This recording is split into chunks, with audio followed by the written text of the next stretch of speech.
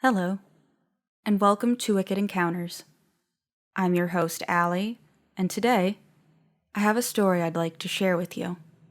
It carries with it a tale of obsessions and how they can lead our lives in ways we'd never expect. Let's begin. The cool evening air tickled the back of Marcus's neck as the sound of crunching dirt and gravel gave way under the weight of his feet. There was a damp and dark aura to the dwindling woods, which sported what barely could be classified as trees. Their truck engine came to a stuttering stop as Colin yanked the keys from the engine, joining Marcus and the others while they waited. Marcus sized up his geeky-looking friend, who was insistent that they had gone on their little adventure in the first place. His thick glasses did nothing to hide the enthusiastic look he had in his eyes, the slight shake they had to them out of pure excitement. "Who's ready to catch us a ghost?" his nasally voice exclaimed. None of the others, Marcus included, were interested in the slightest about what they were doing. But it had been an interest of Colin's for quite some time. Of course, none of them believed Colin in the first place. Hence why they had all reluctantly agreed to accompany him on an excursion that he claimed would change their lives forever. He had not been entirely clear, but he had mentioned something about a ghost, and although Marcus was not sold on the idea of the paranormal, he had to admit the ambience in the air was downright chilling. Colin's excitement was thick and hanging in the air. There was a hint of teenage-level excitement in there, which often drove Marcus to cover up his ears and cringe or turn away. Colin was his best friend, but even he drove Marcus crazy sometimes. John and Laura, on the other hand, made it very clear that they did not like him. Marcus could tell why as well. It was mainly because Colin could be a lot. He always meant well. His intentions were never as harsh as his actions, but it was those actions that drove the rest of them a little up the wall. He's eccentric, outspoken, and incredibly enthusiastic about the things that excite him, such as the case with their ghost hunt. Marcus, like John and Laura, didn't buy into what Colin was selling, but it was a surefire way to get him to stop talking about it. Marcus couldn't even count the number of times that Colin had discussed searching for the legendary ghost of Suscon, Pennsylvania, the aptly named Suscon Screamer. Marcus had to admit her tale was quite fascinating. A woman who lived long ago was obsessed with a man in the town, a distinguished gentleman at that. Of course, the issue arose in the fact that the woman was not of a distinguished status, leaving an invisible wall that separated the two from ever being together. Unwilling to accept this, the woman was persistent with the man, constantly following him in hopes of getting close. As expected, the man was uninterested, but did not tell the woman immediately of his feelings, until one day he simply had enough. Under the guise of kindness, he took her for a drive through the countryside one evening, allowing her to believe that her persistence was finally being rewarded. He spoke of their future together, the family they'd have, and how he would travel the world with her. Upon reaching the Black Bridge, the man stopped his vehicle. Hearing the chugging of a steam train coming towards them on the rails above, the man reinforced his true feelings for the woman. As the rumbling of the train grew louder around them, the man wrapped his hands around her neck. She opened her mouth to scream, eyes bloodshot as panic from lack of oxygen caused her to scrape and dig at him, but to no avail. At last she was dead, and the man believed himself free from this horrible curse. He kicked her out of his car and drug her into the woods before driving off into the night. leaving her body on the ground to rot and decompose, unknown to anyone that she was even there, her face twisted in an eerie scream that she was never allowed to release. The man may have gotten rid of his curse, but he created a whole new one at the Black Bridge. Of course, the rumors that Colin had made sure the rest of them were familiar with were the rumors that began sprouting shortly after her death. People that passed under the Black Bridge could hear faint but audible screams of someone in the distance, the soul-screeching scream of a disheveled and destroyed woman. The rumor goes that the longer you stay by the bridge, the louder the scream gets, until eventually you'll be able to make out a woman. The other rumor stems from the short width of the bridge itself. While approaching, drivers are encouraged to flash their high beams and honk their horns, so as to make it clear to people that might be approaching on the other side that they intend to pass under the bridge, as only one car fits at a time. However, there is another rumor that if you were to approach the bridge, flash your high beams, and honk your horn 5 times, an astute but disheveled woman would appear in your rearview mirror in an ominously white dress, given the appearance of the rest of her. Much to Colin's regret, something he had made sure that Marcus was familiar with, the Black Bridge had been torn down in the 1980s due to its crumbling architecture. Though Colin had insisted to the rest of them that they would find the Suscon Screamer no matter what. Of course, Marcus, John, and Laura were not holding their breath, but the 4 of them set out on their late-night walk regardless. The forest certainly gave off a menacing and ominous vibe, the chilling wind accompanied by distant howls and groans of old trees swaying briskly in the wind. It was far more ominous than Marcus had been hoping for, but he and the others had come too far to back away in the moment. Of course, it was also doubtful that Colin would have even let them, given how long it had taken him to convince them to get as far as they had already. John and Laura did nothing but complain the entire walk, making it clear that they, above even Marcus, did not want to be in the woods. Of course they had agreed, but, much like Marcus's reason for agreeing, it was more to keep Colin quiet than to actually ghost hunt, and, above all else, expect to find something.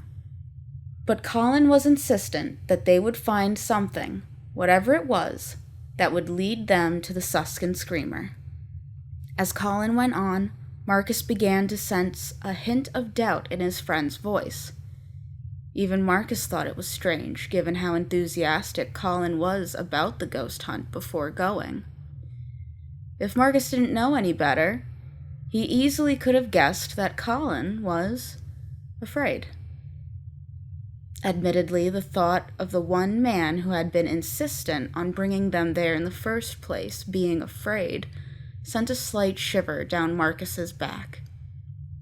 He quickly shook it away, though, reminding himself that there was no such thing as ghosts. The night did not get any younger, and the wind certainly did not get any warmer.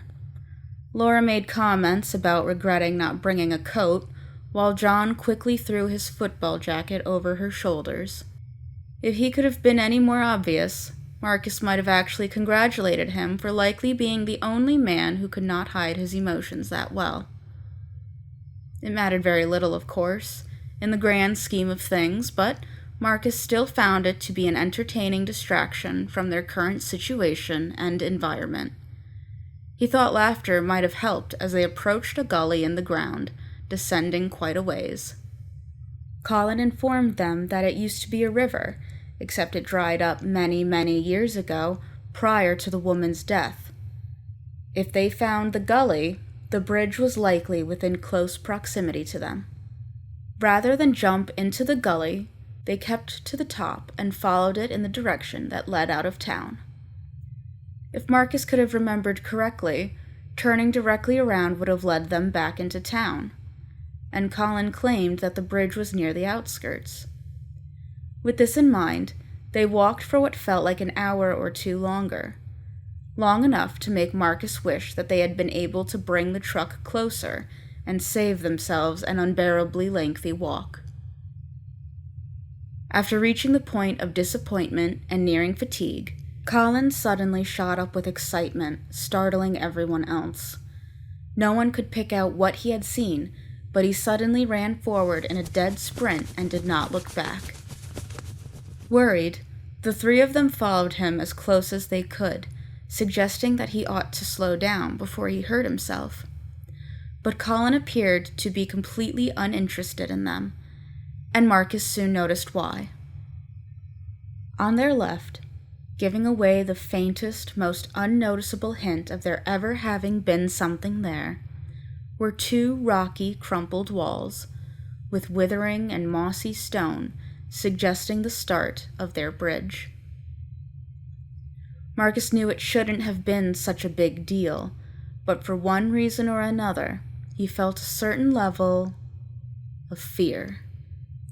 It was hard for him to explain, but a part of him did not want the bridge to be there. If it wasn't there, then Colin would have given up and they could have gone home. However, there it was, and Colin was none too eager to leave after noticing it. After inspecting it for some time, John blatantly blurted out that they had seen the bridge, but was curious as to what Colin's plan was to actually see the ghost.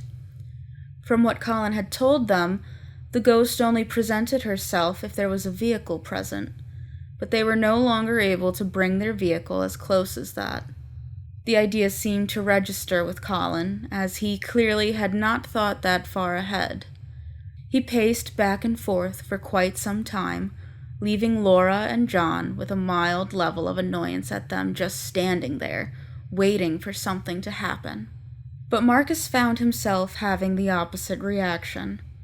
Rather than be annoyed, he actually found himself interested in what Colin intended to do. After all, he had not even expected to find a bridge. And yet they had, which led Marcus to wonder what else Colin might have been right about. Colin suddenly snapped his fingers and turned to face the trio with an unbelievable level of excitement. He recounted one other rumored method to attract the ghost. Marcus was unsure of how they would pull it off, but the method involved reciting the Lord's Prayer backwards. None of them even knew what the Lord's Prayer was, let alone were able to recite it backwards. With Colin disappointed, Marcus had his aha moment after snatching up Colin's flashlight. He hung the two flashlights before him, flicking them both on and off at the same time. After doing it 5 times, he handed the flashlight back to the bemused Colin, who questioned his method. Marcus exclaimed that there was no real evidence to support that it had only been the lights of vehicles that would summon the ghost. Therefore, perhaps light in general would work. He was met with mixed reactions, with Colin's, of course, being utter excitement and intrigue, whereas Laura and John grilled him on how he could have fallen for Colin's ridiculous antics. However, they quickly did not seem so ridiculous when a large gust of wind swiftly swooshed through the forest, carrying all their baggy clothes in a violent flap as they held their heads down and attempted to hold their footing. Of course, it was not able to lift them off their feet, but it was strong enough to take each of them by surprise. When the wind slowly began to die down, Marcus lifted his gaze to lay his eyes upon the one thing he never would have expected to bear witness to. The flapping white dress brought itself to a stuttering stop as the wind began to cease. Marcus's eyes fell upon the body of the slim-figured woman, landing on a broken and contorted face that was enough to freeze Marcus in place. He wasn't even able to search around him to see if anybody else noticed her. He was frozen in fear. He knew immediately, undoubtedly, who it was. Like a snake breaking its jaw to swallow its prey, the woman's mouth slowly began to open up in a frightening and otherwise unobtainable amount. With her jaw extending nearly the same length as the rest of her head, Marcus instantly threw his hands over his ears as he faintly heard Colin shout out the exact same instructions. Despite the fact that his hands were cupped completely over his ears, her scream seemed to reverberate off the inside of his hands and still find its way into his ears. The sudden and immediate pounding of a headache sprang into his mind, and his eyes began to shake from the scream. He could barely make out anything from the shaking, but he vaguely was able to make out Laura, lying on the ground, convulsing as though she were having a stroke. Marcus had little time to think about it, as he felt his legs giving out underneath him, bringing him down to one knee. He found himself unable to lift his head, the pain beginning to set in. It still sounded as though the screaming was right next to him, and he couldn't even tell if removing his hands would have made any difference, but he kept them cupped nonetheless, finding himself slowly curling into a ball. He was being dragged lower and lower to the ground, but not by any physical force, but by his body simply giving out from the screaming. It felt relentless, never-ending, and he was unable to even twist his head to search around and see where everybody else was.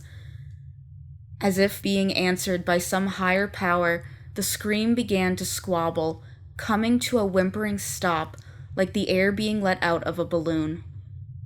Before Marcus knew it, peace and quiet seemed to finally find their place among them. When he was finally able to lift his head, a part of him wished he had still been unable to. The woman was gone, but Marcus could clearly see Laura still lying on the ground, her hands cupped over her ears as she cried out in pain. He had not been able to make it out first, but he quickly saw small streams of blood trickling between the cracks in her fingers. She shouted and cried as John took his place beside her, seemingly untouched by what had happened. While he tried to comfort Laura, she gave no indication that she was paying attention or even listening to his instructions. Even still, it was a huge surprise when Laura began to wail, tears streaking her cheeks, her haunting words leaving a chill on Marcus's back. "I can't hear. I can't hear anything," she cried the words over and over again, and they were as haunting the next time as they were the last. Marcus, with very little experience in anything other than classes in high school, was unsure of what they should have done. Colin suddenly appeared and began expressing his anger towards the person who was meant to have their camera out to record the Suscon Screamer. It didn't take long before John snapped and approached Colin angrily, gripping him by the collar and shouting in his face, spit spewing from his mouth as he screamed that there were far more pressing matters that needed their attention. Colin seemed to snap out of whatever trance he had been in, but he still seemed distracted by something else, even when he gave in and decided to help them get Laura out of the forest and to a hospital. It was likely due to the chaos of needing to help Laura, but all of them, Marcus included, had completely forgotten about the Suscon Screamer, especially while they brought Laura to her feet and threw both of her arms over John and Marcus's shoulders. Of course, they were quickly reminded of her the moment she reappeared directly next to them. Marcus had only just caught sight of her out of the corner of his eye. She stood in front of the bridge behind where they had initially been standing, her blank yet menacing facial features still sending that spiral of fear into Marcus, especially when he noticed her jaw unhitching once again. Without having hardly any time to react, Marcus released his grip on Laura's arm and shouted for them all to cover their ears again. John did the same as Marcus, leaving Laura to fall flat on her face with no one supporting her. Marcus quickly saw Colin fumbling for something in his pocket, the outline of a phone slowly creeping out of his pants as the screaming started once again. Marcus could do nothing but watch as his closest friend made the most fatal error of his life. He could not hear it, but he saw Colin's mouth stretch open nearly as far as the screamer's, only his scream was in complete and utter pain. He crumpled to his knees like he weighed 1,000 pounds, rolling around in the dirt like he was on fire. But he wasn't. It was just the immense amount of pain while the Suscon Screamer's ear-shattering screech quite literally shattered his ears. Marcus quickly found himself back on his knees as well, only he was determined to make it to Colin. He knew if he didn't, then the same thing would happen to him that happened to Laura. Marcus had not anticipated how difficult it would have been to reach Colin with the scream weakening his body, but it was far more than he could have guessed. His elbows dug into the dirt as he desperately crawled for Colin, reaching him sooner than he had expected, but certainly not without trouble. Marcus awkwardly managed to halt Colin's rolling body, motioning with his head to get Colin to throw his hands over his ears. Slowly, painfully, Colin was able to cup his hands over his ears. They waited for the scream to stop, which seemed to go on for far longer than the first one had. Marcus brought his eyes back to the woman, who shook in a hazy image from the vibration in Marcus's head. Her dress was unbelievably white, given that the rest of her was caked in mud and dirt. Her eyes were cold and blank. Not a single emotion was obtainable within them. But that seemed to freak Marcus out even more. He wasn't able to hold his gaze for long as he was forced to lower his head in pain again. Much like last time, her scream slowly came to a halt and faded softly. Lifting his head once more, he noticed that she had disappeared again. Marcus wasted no time in grabbing Colin and shouting over to John for him to grab Laura. The two moved with haste as they threw their unconscious friends around their shoulders and stumbled off into the woods. Marcus didn't know what time it was, nor did he really care, though he wondered what others would think if they saw the two men dragging some nearly unconscious people in the woods at night. Regardless, he pushed on, as did John, and they quickly made their way back to the truck. Marcus turned around only once to notice the vague outline of a woman standing behind a thin tree. Her cold, dead eyes staring into his with such interest and determination. He immediately shook his head and put it down, running for the truck with as much effort as he was able to output. They made it back in no time, what with their hastened pace, and quickly threw Colin and Laura into the back seat of the truck. Laura still squirmed in pain, whereas Colin appeared far more confused and lost. Marcus put no thought in it as he and John jumped into the front of the truck, turning the engine on as fast as possible before peeling off down the dirt road. He swiveled in his seat to see if Colin and Laura were okay, but Marcus was met with the image of the woman once again. She stood exactly where their truck had just been, those same eyes chilling his body with their cold expression. Of course he couldn't see them for long, as John sped the truck up and got them away as quickly as possible. However, there was only one thought that remained in Marcus's mind, fresh from just having seen her. She was real. The Suscon Screamer was real.